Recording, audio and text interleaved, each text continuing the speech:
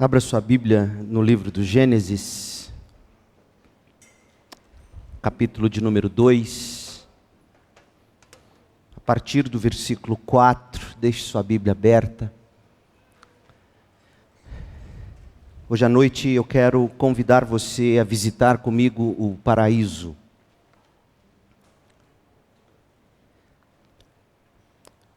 Que imagem você tem do paraíso?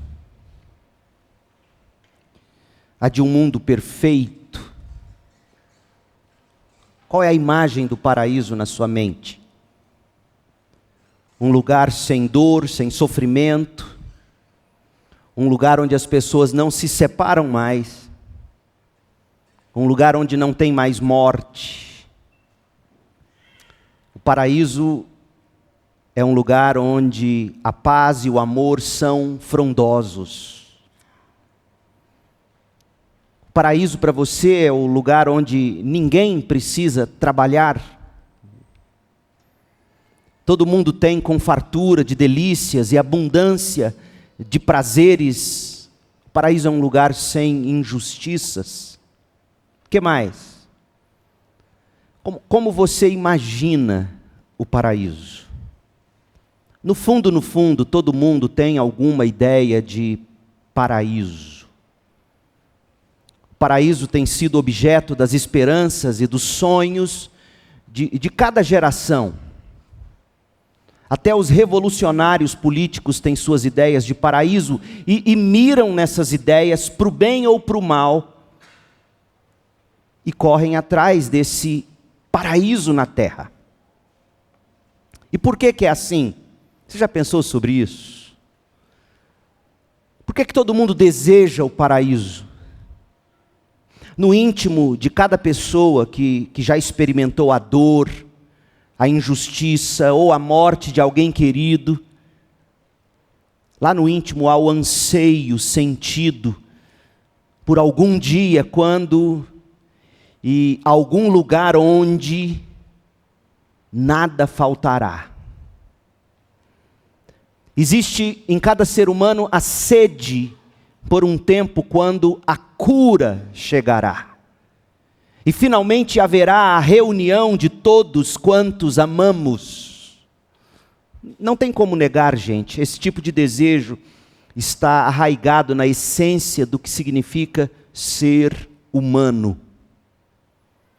Nós somos seres que se recusam a aceitar o mundo como o mundo está. E é por isso que tanto se fala de lutar por um mundo melhor, mais justo, um mundo mais amoroso, mais pacífico, e tudo o mais de bom. Todo mundo sonha, ou fala, ou luta por um mundo melhor. Do revolucionário ao romântico, do perigoso ao pacifista, do bandido ao mocinho. Existe no nosso instinto, na nossa consciência, uma voz que não para de nos dizer que o mundo no estado presente está fora de sintonia. Uma voz que diz: tem de existir um tempo melhor, um lugar melhor no porvir. É a ideia do paraíso. C.S. Lewis, com o brilhantismo que lhe era peculiar, ele, pensando nessas linhas de desejos e de anseios em face de um mundo quebrado como o nosso, ele escreveu em Cristianismo Puro e Simples o que se segue. Abre aspas: as criaturas não nasceriam com desejos se não existisse a satisfação para esses desejos. Um bebê sente fome, muito bem, existe a comida. Um pato deseja nadar, muito bem, existe a água. Os seres humanos sentem desejo sexual, muito bem, existe o sexo. E ele continua: ao descobrir em mim um desejo que nenhuma experiência desse mundo poderia satisfazer, a explicação mais provável é que eu tenha sido feito para outro mundo. Se nenhum dos meus prazeres terrenos consegue me satisfazer, isso não prova que o universo é uma fraude, mas que eu fui feito para outro mundo. Em outras palavras, gente, as pessoas anseiam pelo paraíso. E a finalidade do paraíso é que as pessoas realmente o desfrutem. Veja bem, esse desejo pelo paraíso, em última instância, nem é por causa de todos os males e perdas que nos fazem sangrar no corpo e na alma. Que é então esse desejo pelo paraíso? De onde ele vem? Preste atenção. Nossa natureza carrega o desejo que sentimos de Deus e de sua presença benevolente. E é isto mesmo a essência do paraíso, é isto mesmo o que faz o paraíso ser paraíso, Deus e sua presença benevolente e que satisfaz. É uma dádiva do próprio Deus Criador, o desejo pelo paraíso. Criar desejos e não dar os meios de se satisfazer os desejos é diabólico. E isso Deus absolutamente não é. Deus não é diabólico. O desejo que Deus colocou em nós é o anseio por Ele mesmo. E isso somente Deus satisfaz. E Ele satisfaz. Portanto, a razão pela qual, gente, a narrativa do Jardim do Éden, em Gênesis capítulo 2, é universalmente tão atraente. Ela se explica, essa atração por este texto se explica pelo fato de que este texto fala do paraíso, do mundo perfeito criado por Deus para sua própria glória e o desfrute de suas criaturas humanas em Deus. Mas como era o mundo? Como era o paraíso? Seria possível desfrutarmos de novo do paraíso? Se sim, como? E como devemos viver neste mundo enquanto o paraíso não chega? Vamos tentar responder isso, caminhando pelo texto. Gênesis capítulo 2, de 4 até o final do capítulo, verso 25. A dádiva do jardim. Em Gênesis 1, verso 1, até o capítulo 2, a primeira parte do verso 4, conforme a gente estudou na última mensagem desta série de mensagens no livro de Gênesis, esse primeiro bloco de Gênesis, Gênesis 1, 1 a 2, 4, traz o princípio. Narra a história da criação do céu e da terra. É uma composição literária habilissimamente estruturada, gente. Nós lemos em Gênesis 1, a partir do verso 1, que Deus mesmo, o Elohim, como é o nome Deus em hebraico, Elohim, do nada fez acontecer o princípio de tudo. Ele criou os céus e a terra, e nós vimos que inicialmente era tudo sem forma e vazio, mas esse estado ainda caótico e inabitável foi por Deus gradativamente sendo transformado. E como Deus foi transformando tudo? Pelo mover do Espírito de Deus. E o pronunciamento, 10 pronunciamentos da palavra de Deus. E ao longo de 6 dias, todas as coisas foram obedecendo à voz de Deus. As coisas foram acontecendo em perfeita ordem e harmonia, tudo bom aos olhos de Deus Criador. Os primeiros 3 dias foram ocupados em dar forma e estabelecer as funções mais básicas: tempo, água, terra, clima, vegetação. Forma foi sendo dada ao que não tinha forma. Nos 3 últimos dias, Deus preencheu o cosmos. O que era vazio agora tinha sol, lua, animais e seres humanos.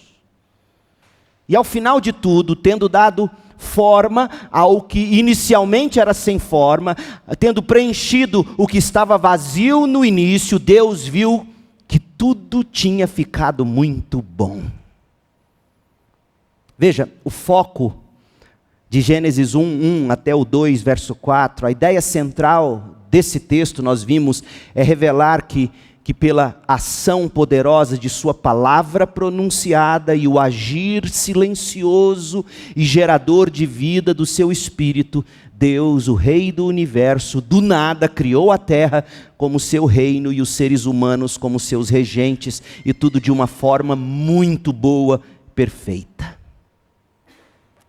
É isto que nós temos no cabeçalho de Gênesis. Desse modo, dentre tantas outras coisas, nós temos em Gênesis 1 a 2, verso 4, uma introdução perfeita a respeito de quem Deus é e de como Ele criou o homem e a mulher para serem, isto é, homem e mulher em relação ao próprio Deus, um ao outro e ao restante da criação. E aí nós chegamos no texto de hoje, Gênesis 2, verso 4 em diante.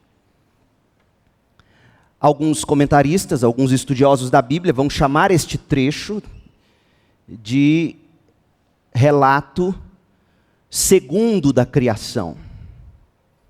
Eles vão dizer que é a segunda história da criação.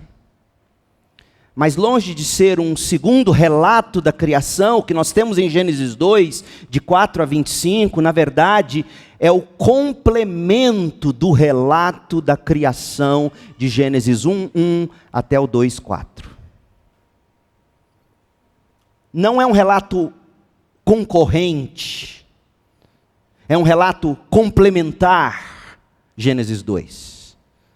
O Deus transcendente, o Deus todo-poderoso que nos foi apresentado no capítulo 1, o Deus que está acima de tudo e de todos e que trouxe todas as coisas à existência, esse Deus transcendente no capítulo 1, ele é imanente no capítulo 2, ou seja, ele é todo-poderoso no capítulo 1.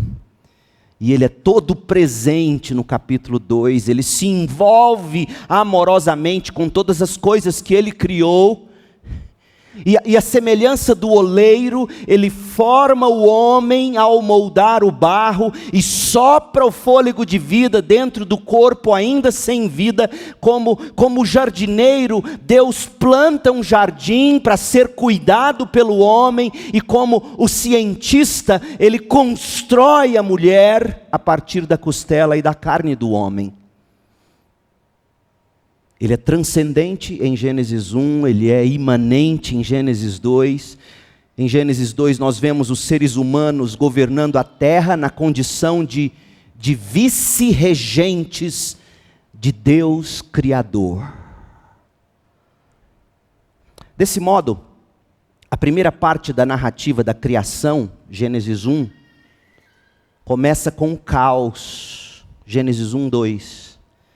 E termina com Deus descansando, depois de ter completado a muito boa obra da criação. É sempre bom você, quando está estudando um trecho da Bíblia, ler como ele começa e como ele termina.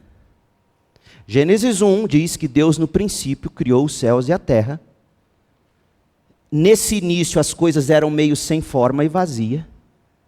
Deus age e trabalha pelo Espírito, pela palavra, e esse trecho termina dizendo que o que era sem forma e vazio agora estava muito bom. A segunda parte da narrativa da criação, Gênesis 2, 4, não se esqueça, é um recorte ampliado, é um recorte detalhado do sexto dia da criação. Gênesis 2 complementa a história de Gênesis 1, não concorre com ela. E de que modo começa esse trecho de Gênesis 2? É interessante, nós leremos em instantes. Gênesis 2, 4, parte B do versículo 4, começa dizendo que a humanidade não tinha ainda um lugar apropriado, não tinham ainda um jardim. É assim que começa esse segundo trecho de Gênesis. E sabe como ele termina? No final do capítulo 2, termina com uma aliança. Casamento, homem e mulher. Aliança esta que Paulo vai dizer em Efésios, o grande mistério, que revela a aliança de Deus com seu povo, a igreja. Então Gênesis 1 começa com caos e vazio, termina com tudo muito bom e Deus descansando. Gênesis 2 começa com o ser humano sem um lugar apropriado e termina depois de ter dito que era tão apropriado que houve até um casamento. Não se esqueçam disto, Gênesis 1 e 2, gente, escutem, por isso eu estou amassando tanto essa massa com vocês. Gênesis 1 e 2 são a base para se compreender o mundo. Gênesis 1 e 2 são a base para a gente compreender o homem, o ser humano e o plano de Deus na história. Sem Gênesis 1 e 2, sem os 2 primeiros capítulos da Bíblia, nada na Bíblia faria sentido. A vida não teria sentido. Sem Gênesis 1 e 2, nós não compreenderíamos o que o pecado corrompeu. E de onde vem esse sonho, esse desejo de um paraíso, de um mundo melhor? Rasgue as 2 primeiras páginas da Bíblia, os 2 primeiros capítulos, e você ficará sem respostas para as perguntas mais essenciais do ser humano. Sem Gênesis 1 e 2, nós não entenderíamos a gravidade do pecado. Sem Gênesis 1 e 2, nós não entenderíamos em que direção hoje Deus, pela providência, está conduzindo a história. Porque do mesmo modo que a Bíblia começa num paraíso, nos capítulos 1 e 2, ela termina nos 2 últimos capítulos em Apocalipse, narrando um novo céu e uma nova terra, semelhantes ao que se descreve aqui no capítulo 2 de Gênesis. Por meio desses 2 capítulos, Gênesis 1 e 2, nós aprendemos sobre a perfeição de Deus, sobre o seu santo plano para nós e o quanto Deus é amoroso, a ponto de não desistir do seu projeto inicial, o paraíso, agora que Ele enviou Jesus Cristo, seu Filho eterno. Pois bem, o que nós vamos aprender em Gênesis 2? 5 coisas. Primeira, a formação do homem, capítulo 2, de 4 a 7. Segundo, a preparação do jardim, capítulo 2, de 8 a 14. Terceiro, a vocação do homem no jardim, capítulo 2, de 15 a 17. Quarto, a apresentação da mulher, de 18 a 23. E quinto, a instituição do casamento, de 24 a 25. A formação do homem, a preparação do jardim, a vocação do homem no jardim, a apresentação da mulher e a instituição do casamento. Um de cada vez, e ao final eu quero fazer algumas aplicações. Primeiro, a formação do homem.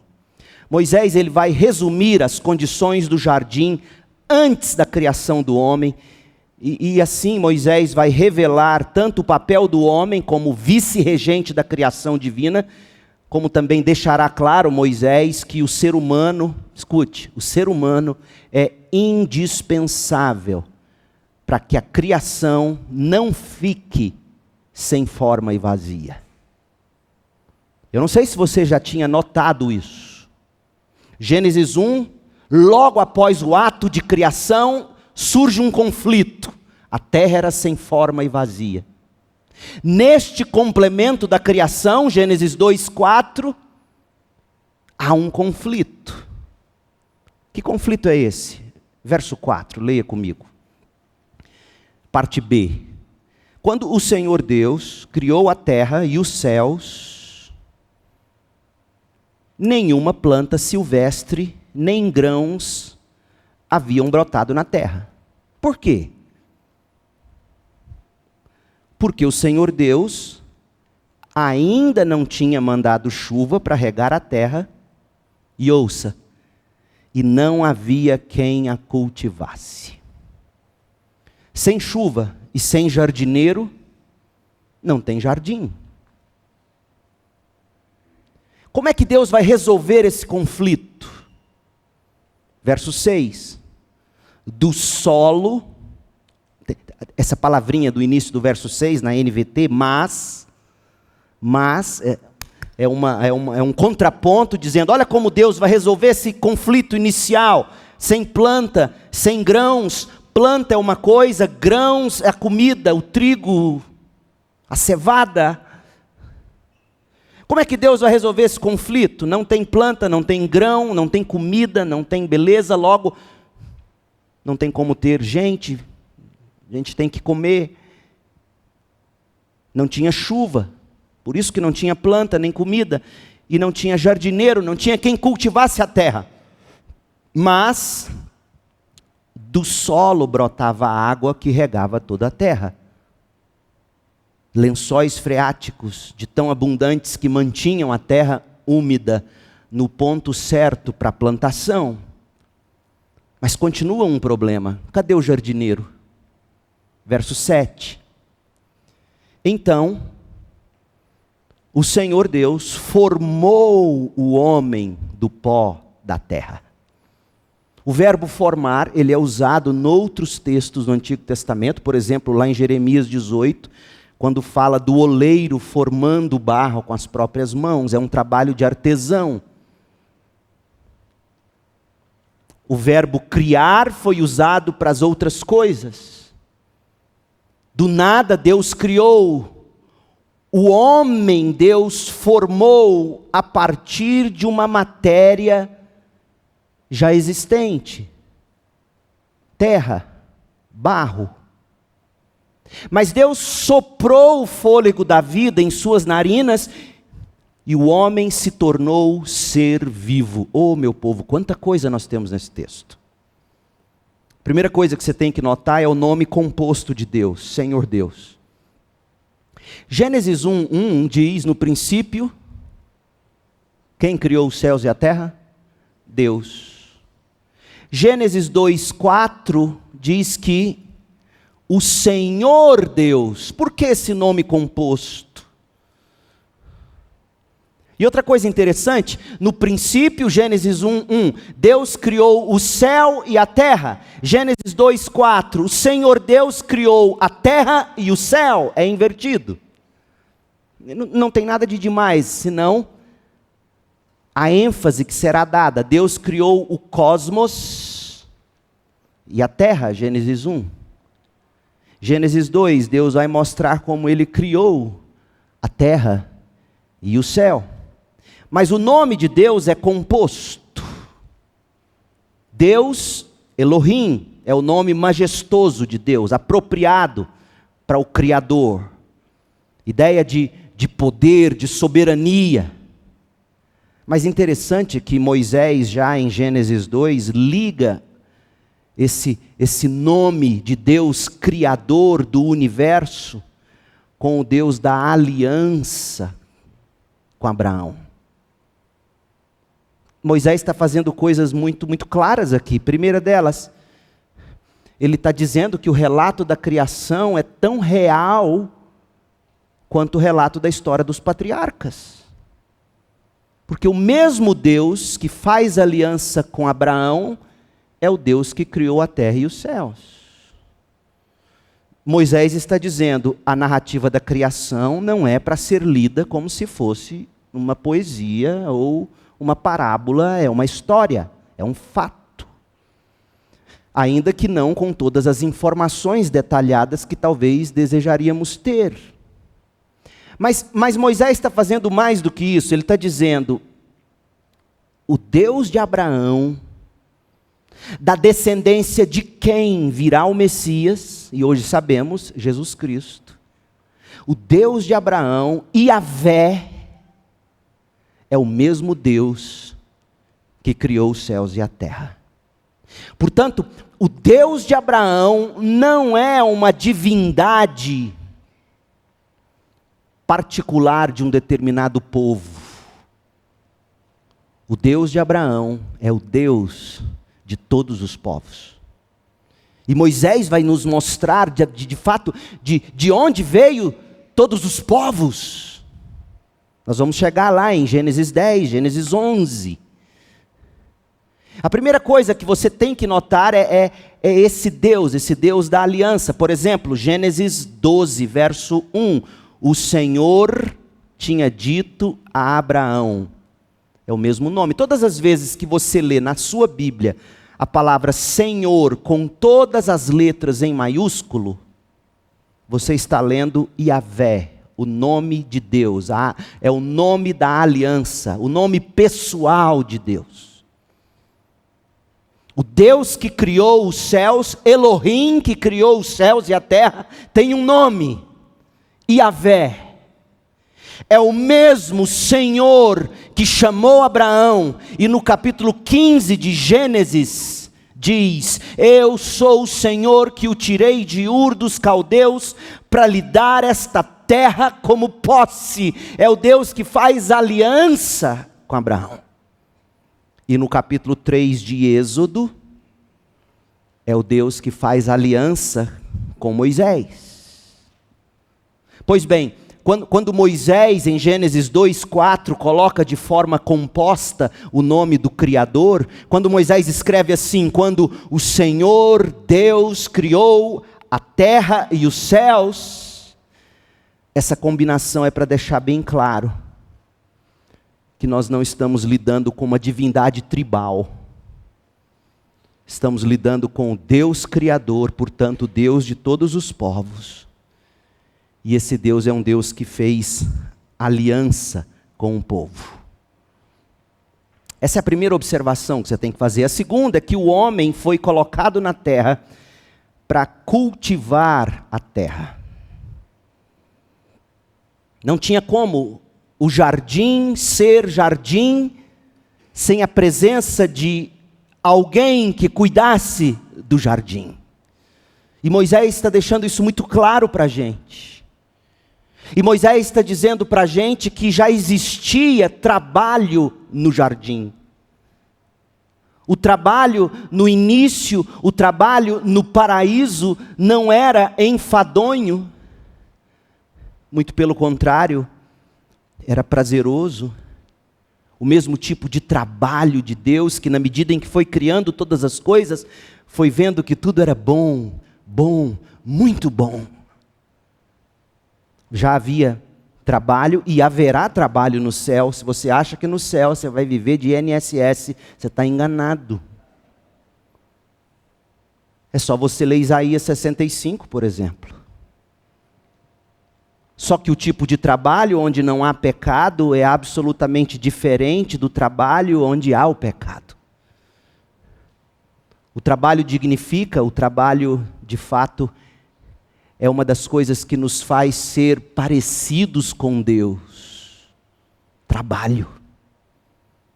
Fomos criados à imagem e semelhança de Deus, e uma das coisas práticas do significado disso é que nós somos vice-regentes de Deus, representantes de Deus na terra. Portanto, para plantar um jardim, Deus precisava ter ser humano. E aí no verso 7, a gente descobre que o Senhor Deus formou o homem do pó da terra. O ser humano, ao mesmo tempo que ele é poeirento, ele é precioso. Somos poeirentos porque fomos feitos do pó da terra, de matéria terrestre.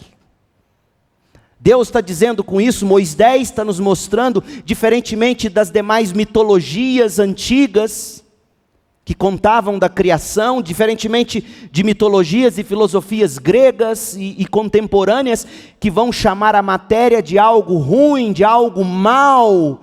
Não, a matéria não é em si má, Deus a criou.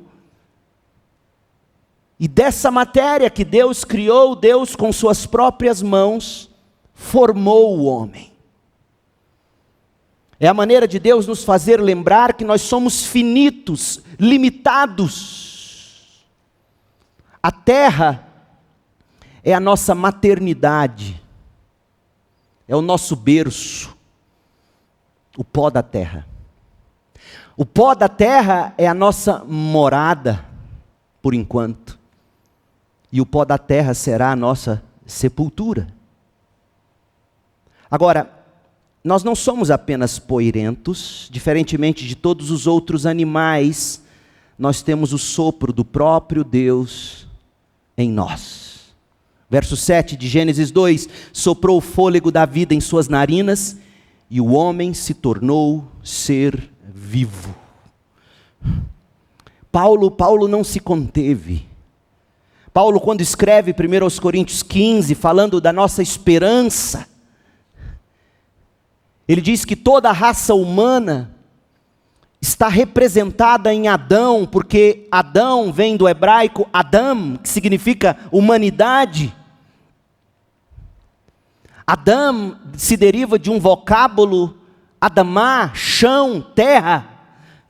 O nome de Adão aponta para o fato de que pertencemos à terra. Como eu disse, a terra é o nosso berço, a terra é o nosso lar, e a terra será a nossa sepultura por causa do pecado. Entretanto, aqui entra a maravilha do Evangelho de Jesus, porque o primeiro Adão foi formado na condição terrena. Deus garantiu na encarnação e na obra de Cristo, que Paulo chama de segundo Adão, Deus garantiu que a humanidade decaída tenha na ressurreição um corpo espiritual e glorioso.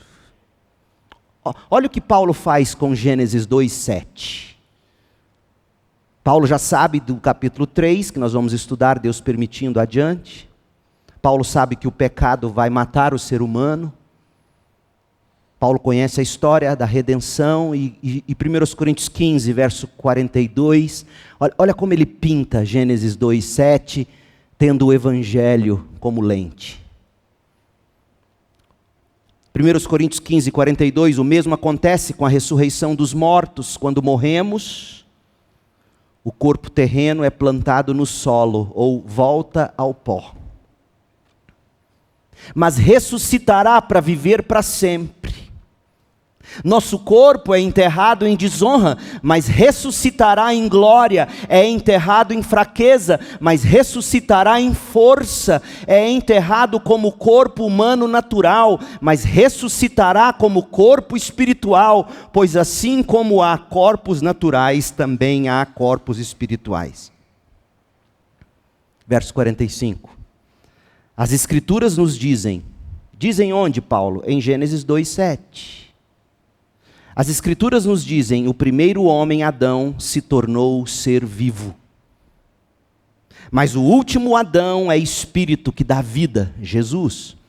Primeiro vem o corpo natural, o corpo do pó da terra. Depois o corpo espiritual. O primeiro homem foi feito do pó da terra, enquanto o segundo homem, Adão, o segundo Cristo, nós com os nossos corpos glorificados, o segundo homem veio do céu. Os que são da terra são como o homem terreno, e os que são do céu são como o homem celestial. Da mesma forma que agora somos como o homem terreno, algum dia seremos como o homem celestial. Essa é a esperança de todos quantos estão unidos a Cristo pela fé. Pois bem, Moisés nos mostrou em Gênesis 2, volte para Gênesis 2, a formação do homem. Moisés vai mostrar agora a preparação do jardim, capítulo 2 de Gênesis, verso 8. Moisés descreveu a condição do jardim antes da criação do homem. Não tinha plantas, não tinha grãos, porque não chovia. Mas Deus resolveu isso. Os lençóis freáticos que mantinham a terra úmida no ponto certo para a plantação, mas ainda faltava quem a cultivasse. Do pó da terra Deus cria Adão e sopra nele fôlego de vida. Verso 8. O Senhor Deus plantou um jardim no Éden. Éden significa extrema felicidade. Significa deleite, êxtase, bem-aventurança, exuberância. E de fato, nós leremos aqui, esse Éden é para lá de exuberante. Plantou o jardim no Éden, para os lados do leste. Essa indicação geográfica remete-nos à ideia de vida. Se você estivesse no rio Nilo, no Egito, você notaria que todos os lugares sagrados, religiosos, estão do lado leste da margem do rio Nilo, de onde nasce o sol. E todas as pirâmides e túmulos e mortuários estão na margem oposta. A ideia aqui de ser para o lado leste é vida, é de onde nasce o sol. E ali colocou, e é daqui que vem muito da tradição cristã de sepultar os mortos em túmulos que estejam apontados para o leste. Era assim durante muito tempo. O Senhor Deus plantou um jardim no Éden para os lados do leste e ali colocou o homem. Colocou, esse verbo é muito especial. É você colocar o homem que havia criado de um modo especial. O Senhor Deus fez brotar do solo árvores de todas as espécies. Árvores lindas que produziam frutos deliciosos. No meio do jardim, colocou duas árvores em especial. A árvore da vida, árvore da qual o ser humano, enquanto se mantivesse comendo, ele não morreria. O ser humano foi sim criado numa condição de que se parasse de comer desta árvore, ele morreria. Mas Deus também colocou a árvore do conhecimento do bem e do mal. A árvore que representa o saber divino. Árvore comum, árvore como todas as outras, mas que não deveria ser dela colhidos frutos. Porque a sabedoria, como nós vamos entender, na medida que a gente vai desembrulhando esse texto, esse tipo de sabedoria pertence somente a Deus. Deus vai fazer uma aliança com Adão, o que os teólogos chamam de aliança das obras, ou pacto das obras. E o pacto era, enquanto você não comer da árvore do conhecimento do bem e do mal, e se mantiver comendo a árvore da vida, ou dela, enquanto você continuar confiando em mim como fonte do saber do que é bom e mal para você, você terá vida plena e eterna. Da terra do Éden nascia um rio. A ideia do Éden, não sei se você já notou, porque Ezequiel vai narrar assim, outros profetas vão narrar, parece que o jardim do Éden ficava no topo de um grande monte. E de lá nascia um rio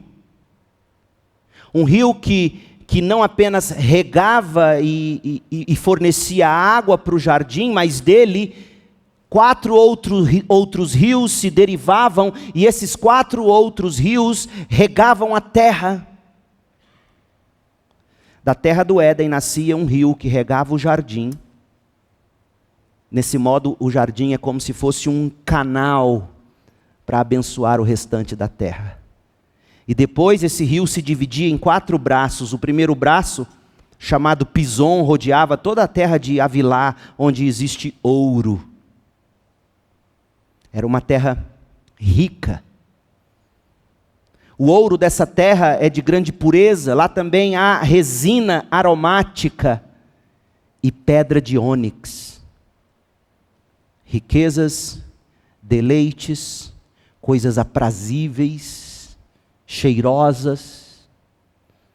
O segundo braço do rio, chamado Gion, rodeava toda a terra de Cush. O terceiro braço, chamado Tigre, corria para o leste da terra da Assíria. O quarto braço era chamado Eufrates.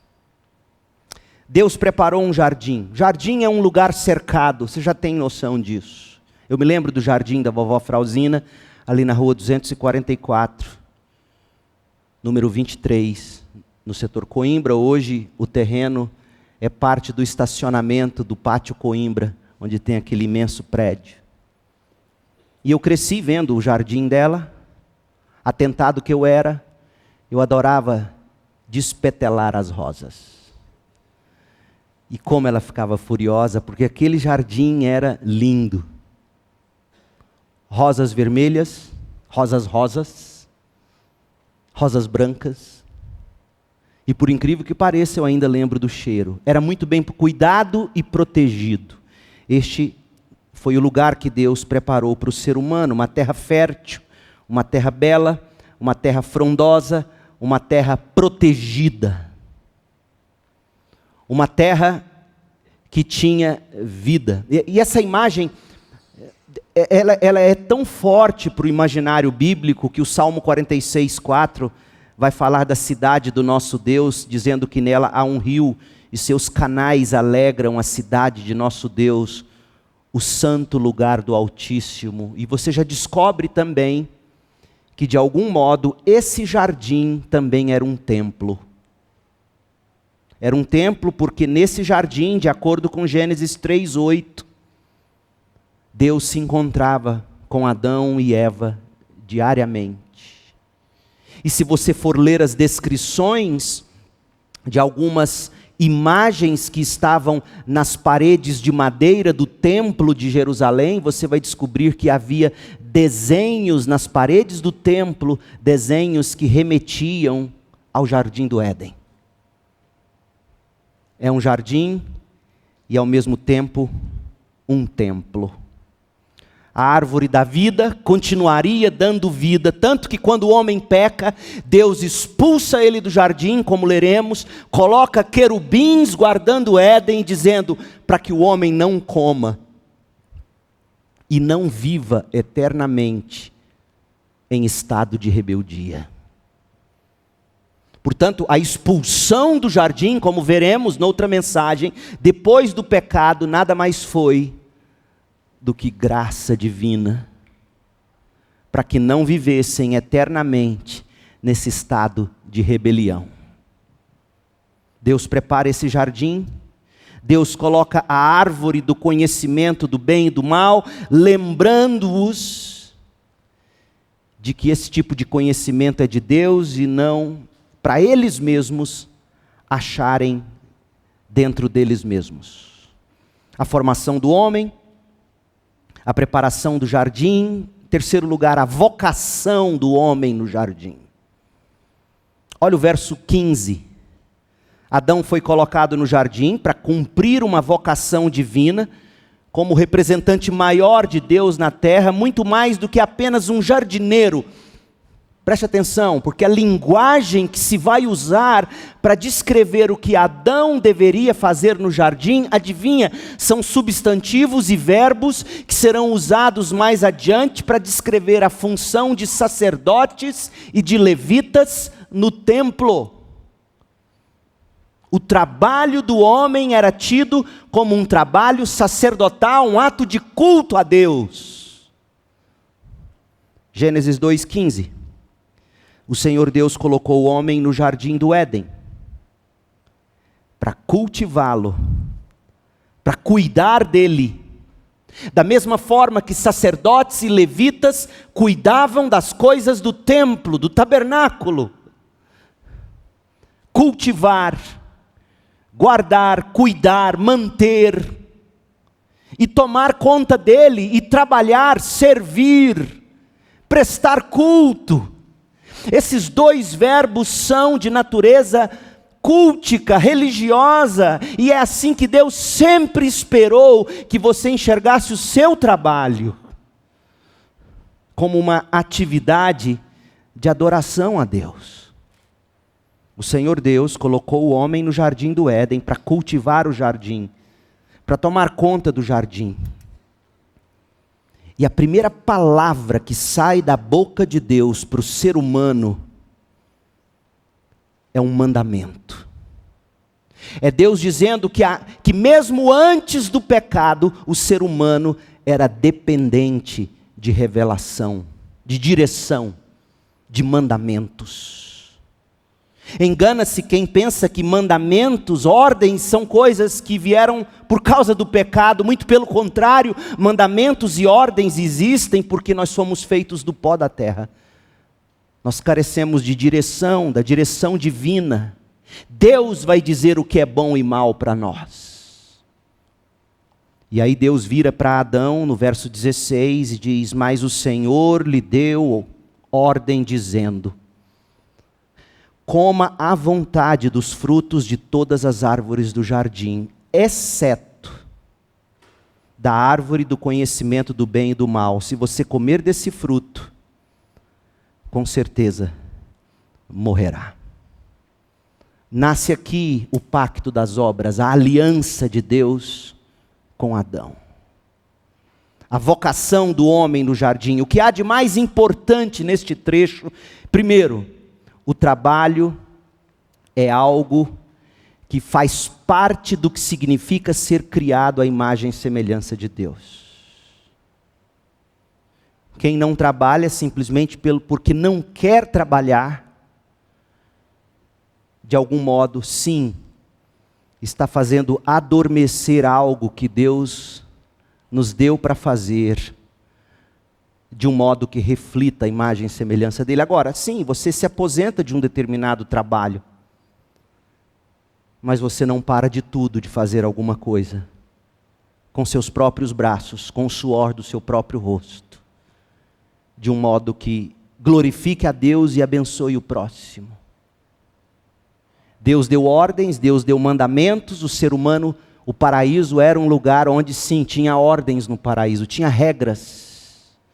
A regra que fazia Adão se lembrar, há um Deus, e é a palavra dele que eu sigo, não minha própria vontade. O meu prazer é seguir a ordem do meu Deus e Criador. Em quarto lugar, Deus apresenta a mulher ao homem. O auxílio divino para o homem, a mulher.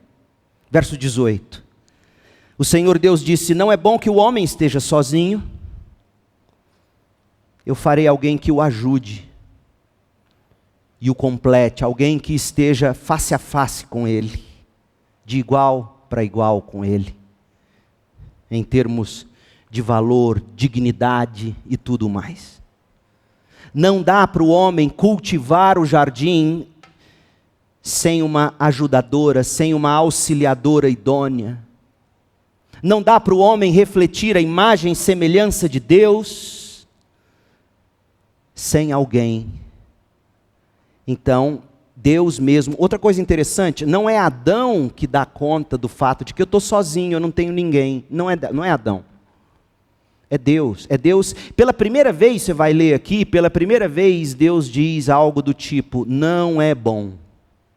Até então tudo era bom, muito bom. Mas agora Deus olha e diz: não é bom que o homem esteja sozinho. Deus se dá conta disso. Ele sabe o que é bom ou mal. Por isso que Adão não precisava se preocupar em comer da árvore do conhecimento do bem e do mal, e Moisés está te mostrando isso, porque tão logo Deus tenha dado a ordem, não coma da árvore do bem e do mal, Moisés conta que Deus diz: não é bom, eu sei que não é bom ele estar só. Adão, eu sei o que é bom, e eu sei o que não é bom para você, Adão. Confia em mim, Adão. Você consegue enxergar isso, gente? Porque Moisés quer que você enxergue isso. Você não precisa se preocupar em tomar para si a decisão do que é bom ou errado para a sua vida. Aliás, se fizer isso, você morrerá. Confie em mim. Então, tão logo o Senhor tenha dito: você pode comer de todas as árvores do jardim, exceto da árvore do conhecimento do bem e do mal. Tão logo ele disse isso, ele completa: não é bom que o homem esteja sozinho, farei alguém que o ajude e o complete. O Senhor Deus formou da terra todos os animais selvagens e todas as aves do céu, trouxe-os ao homem, deu ao homem a prerrogativa de nomear os animais, e o homem escolheu um nome para cada animal. Era parte do trabalho de Adão, catalogar as espécies. O primeiro biólogo da história. Ame biologia, meu jovem, porque é algo que Adão teve que aprender a fazer. deu nome a todos os animais domésticos, a todas as aves do céu e todos os animais selvagens. O homem, porém, continuava sem alguém que o ajudasse e o completasse. Então o Senhor Deus o fez cair num sono profundo.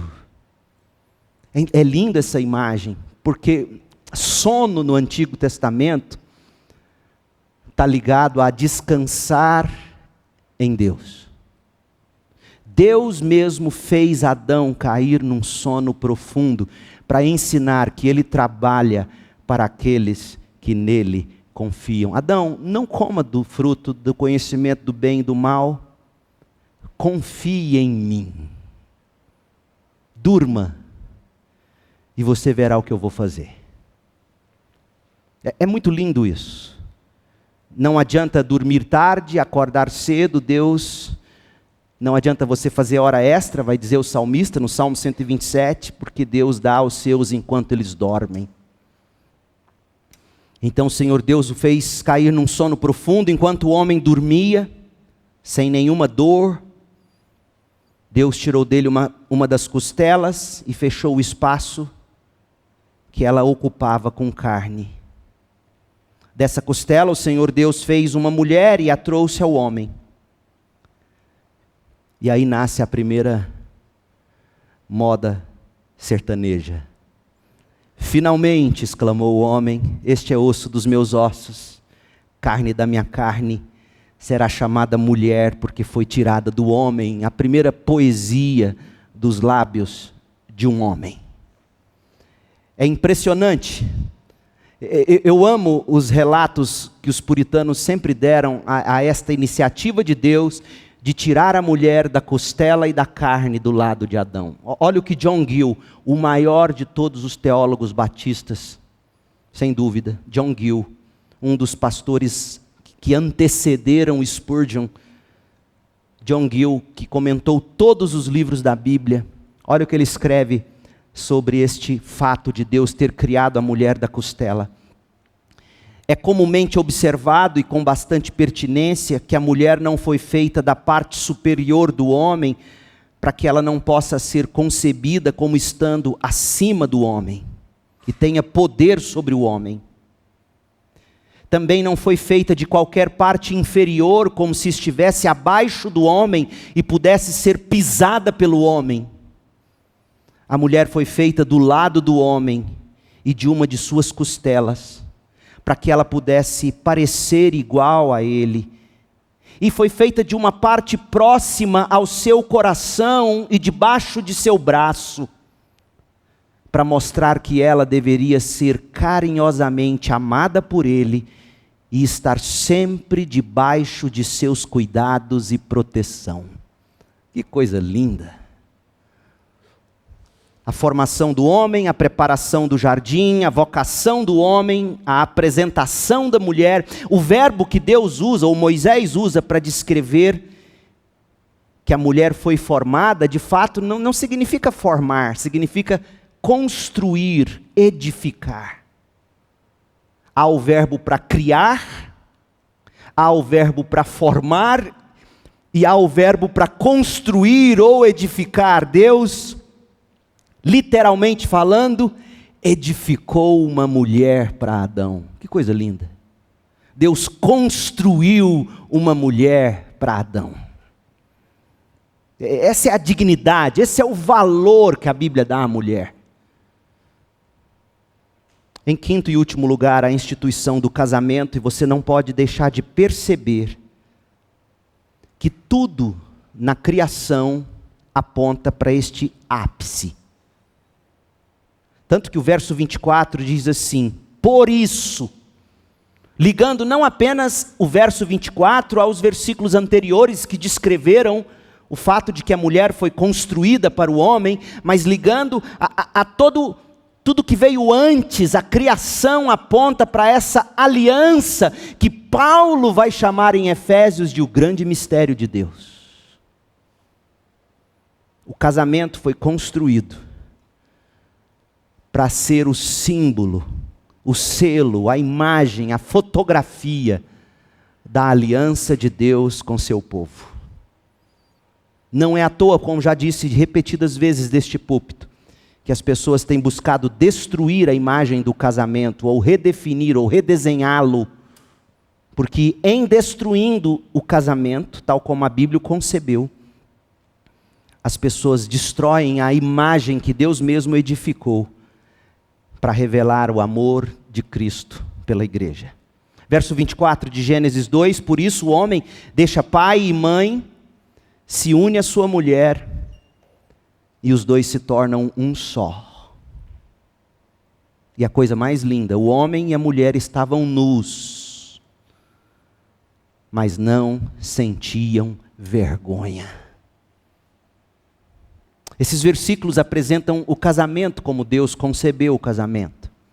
Sim, Deus concebeu o casamento. O casamento não é resultado da tradição humana, não é arranjo cultural. O casamento é plano de Deus e envolve os seguintes: heterossexualidade. Heterossexualidade, homem e mulher, macho e fêmea os criou.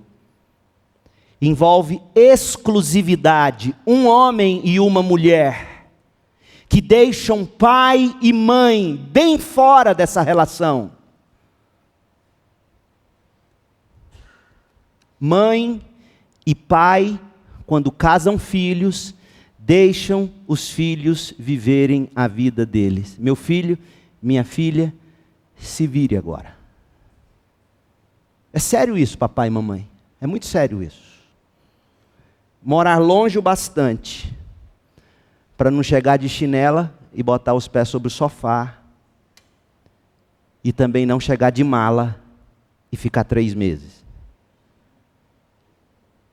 Heterossexualidade, homem e mulher, exclusividade, um homem e uma mulher sem influência de pai e mãe.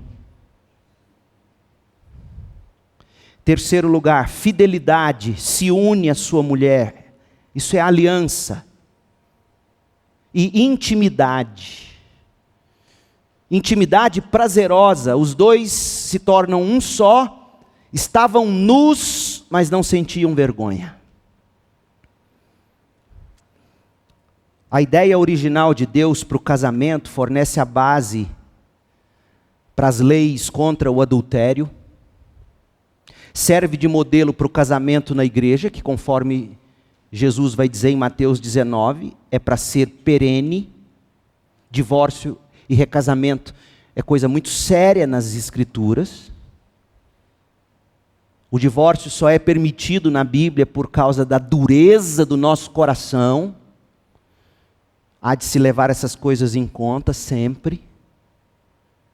O casamento, conforme Deus idealizou, lança o alicerce teológico para os papéis do homem e da mulher no lar e na igreja, como já estudamos. 1 Coríntios 11, 1 Timóteo 2. E acima de tudo, o casamento aponta para a aliança que Deus fez em Cristo com a sua igreja. Em face disso, deixe-me concluir com 3 aplicações. Primeira, a aliança de Deus. Deus é um Deus de aliança, e a história da criação, seguida da queda, que virá em Gênesis 3, revela que esse Deus que fez aliança com Adão, continuará fazendo com Noé, Abraão, Moisés, Davi, até a nova aliança com o seu próprio povo, por meio do sangue do seu próprio Filho Jesus Cristo. Deus planta um jardim idílico, maravilhoso, perfeito, protegido, mas note, como veremos no capítulo 3, a humanidade ainda assim pecou. O fracasso de Adão e Eva no paraíso tem profundo significado teológico, gente. Sabe por quê? Porque Adão foi o único ser humano que poderia ter dito não ao pecado. Adão tinha a possibilidade de não pecar, contrário de nós que hoje nascemos em pecado. Adão e Eva eram os únicos que poderiam ter dito não à serpente. E sabe o que o fracasso deles significa?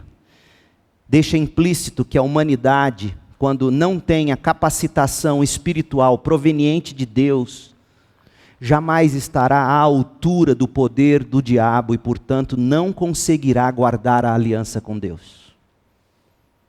É isso que Moisés quer começar a nos mostrar. Contrariando boa parte do pensamento sociológico, segundo o qual a maneira de aperfeiçoar os seres humanos é você dar a eles um ambiente melhor.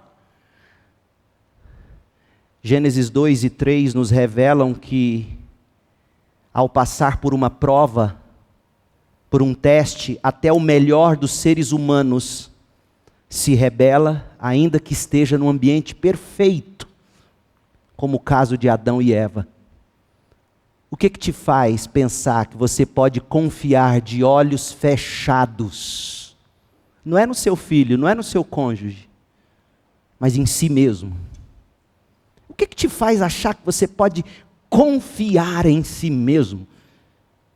Se nem mesmo Adão e Eva, perfeitos, num mundo perfeito, pecaram.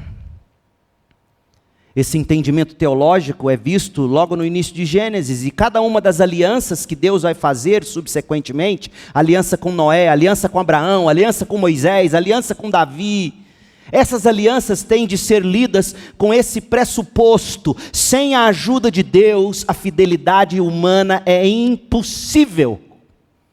Qualquer aspecto da aliança que dependa apenas da vontade humana está fadado ao fracasso.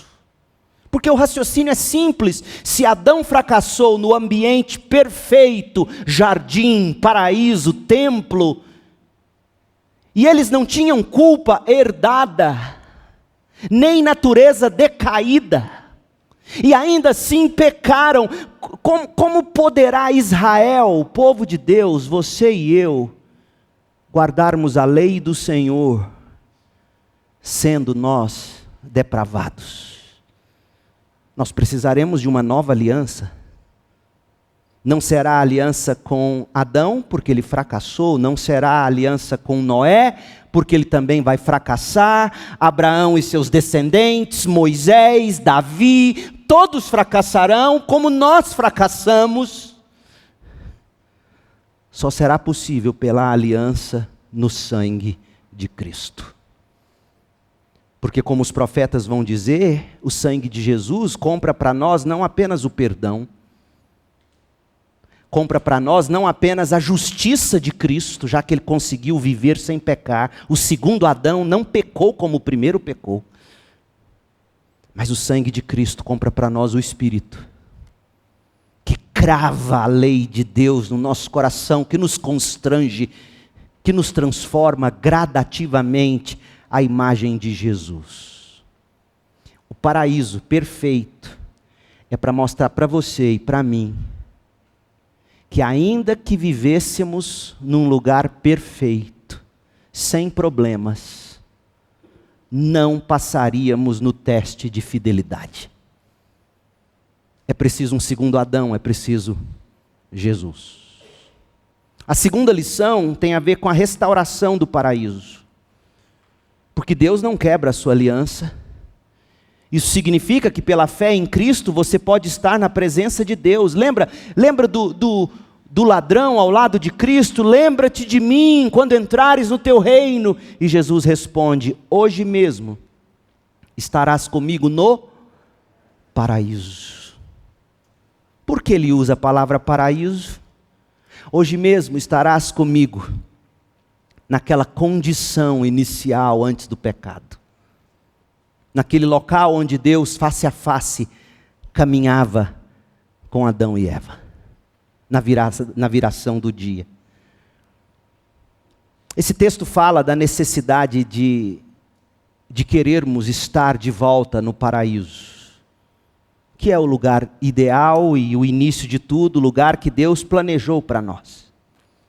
Mas até chegarmos lá, o que a gente faz é o que Paulo escreveu em Romanos 8.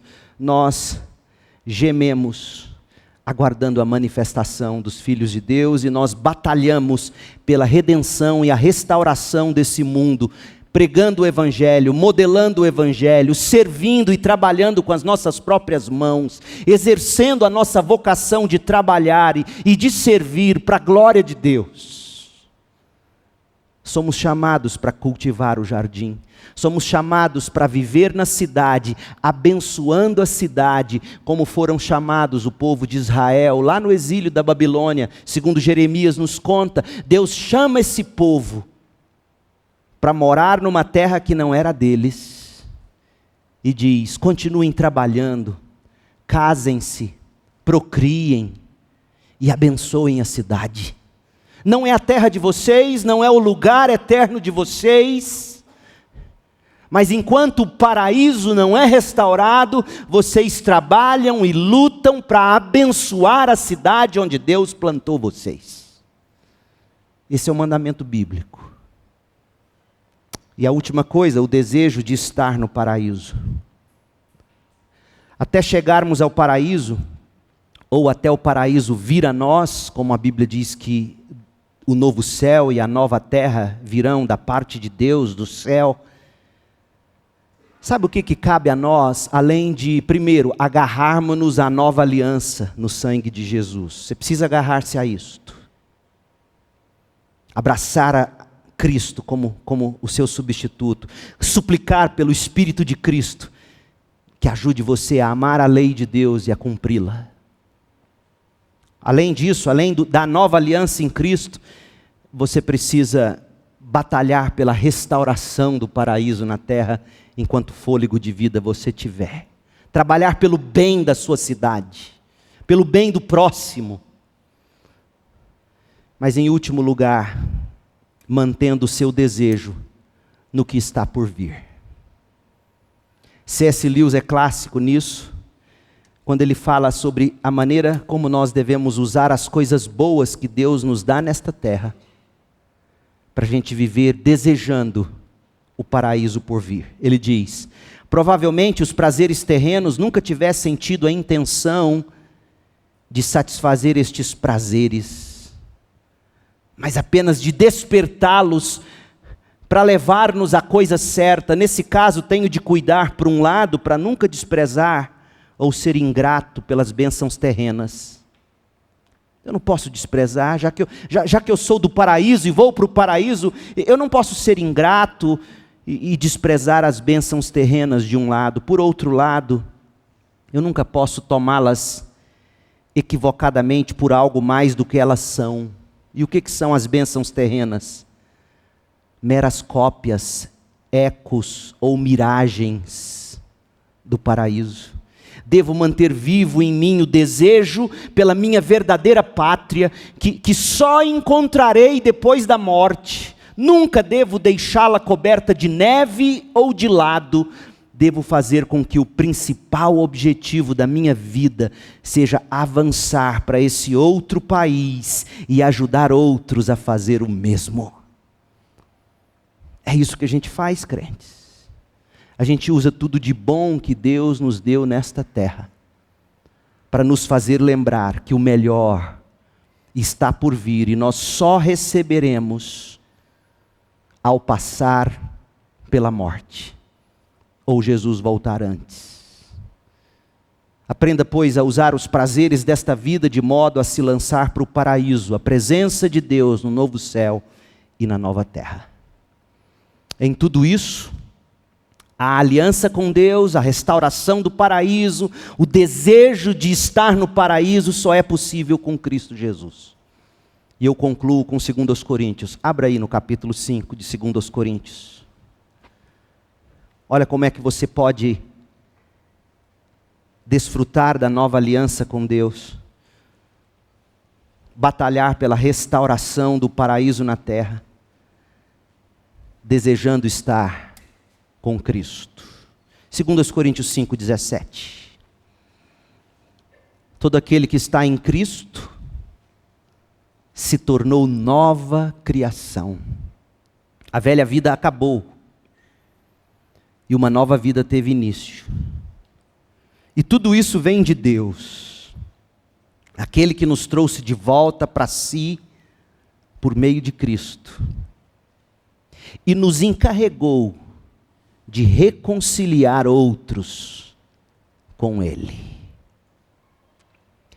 Pai querido, em nome de Jesus, Ajuda-nos a reordenar nossos sentimentos. Ajuda-nos a entender que tudo de bom que temos nesta vida não passa de miragem, de eco, de sombra do que temos no porvir. Abra os nossos olhos para aquilo que perdemos por causa do pecado. Abra os nossos olhos para Jesus que nos reconecta com o Senhor, ó Deus. Que nos dá uma nova vida, um novo começo, faz de nós uma nova criação. E nos chama para o ministério da reconciliação de tudo e de todos com aquele em quem todas as coisas um dia haverão de convergir, Jesus Cristo. Ó Pai, como é belo o plano inicial do Senhor para nós, como é belo o que se acha em Gênesis capítulo 2. Como é terrível o estado em que o mundo hoje está, por causa do que veremos em Gênesis 3, a queda. Ó Deus, nós queremos voltar ao paraíso. Há um tempo de paz e de prazeres, sem dor, sem separação, sem morte, sem angústias. É possível começar a desfrutar disso já agora em Cristo Jesus. Portanto, ó Espírito de Deus, abra olhos hoje à noite e corações para Jesus Cristo.